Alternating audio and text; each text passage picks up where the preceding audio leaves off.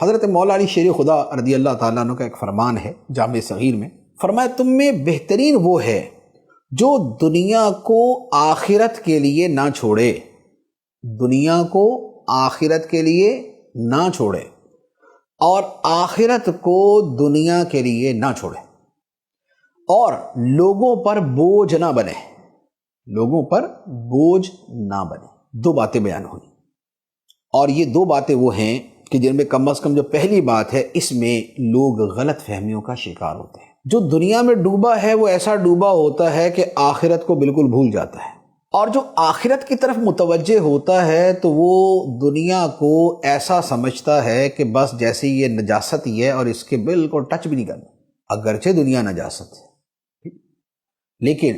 وہ نجاست کسی اور معنی کے اعتبار سے ہے، یعنی اس میں ہر صورت کی ایک تعویل ہے، وہ کس معنی کے اندر کیا بات کہی جا رہی ہے، اس کا بیک گراؤنڈ کیا ہے، اس کا پرسپیکٹیو کیا ہے، تو یہ سب چیزیں ہوتی ہیں۔ جو دین کا اصل الاصول ہے، جو دین کا اصل الاصول ہے، جو سب سے بنیادی آئیڈیا اور فرمان اور تعلیم ہے، وہ یہ ہے کہ دنیا آخرت دونوں کے اندر اعتدال میانہ روی کا راستہ اختیار کیا جائے۔ دنیا میں ایسے نہ پڑو کہ آخرت کو بھول جاؤ، اور آخرت میں ایسے نہ لگ جاؤ کہ دنیا کی ضروری چیزیں بھی رہ جائیں۔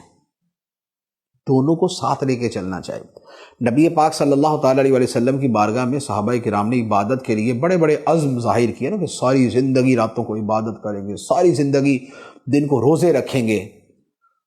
تو فرمایا کہ میں تم سے زیادہ اللہ کی معرفت بھی رکھتا ہوں اور تم سے زیادہ اللہ سے ڈرتا بھی ہوں۔ میں رات کو جاگ کر عبادت بھی کرتا ہوں اور سوتا بھی، اور میں نے شادیاں بھی کی ہیں۔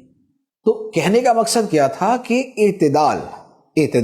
اور ساتھ ہی فرمایا کہ تمہاری بیوی کا تم پہ حق ہے، ساری رات مصلی پہ بیٹھے رہو گے، اسی طرح دن رات عبادت میں لگے رہو گے، فرمایا تمہارے نفس کا، تمہاری ذات کا تمہارے اوپر حق ہے۔ تو دین کیا فرماتا ہے؟ اعتدال۔ اب ہمارے ہاں وہ تعداد خیر زیادہ ہے جو دنیا کی محبت میں پڑھ کے آخرت کو بھولی ہوئی ہے، لیکن معقول آدمی وہ ہے، سمجھدار وہ ہے، اور بہتر وہ ہے کہ جو دنیا جتنی مرضی کمائے لیکن آخرت سے غافل نہ رہے۔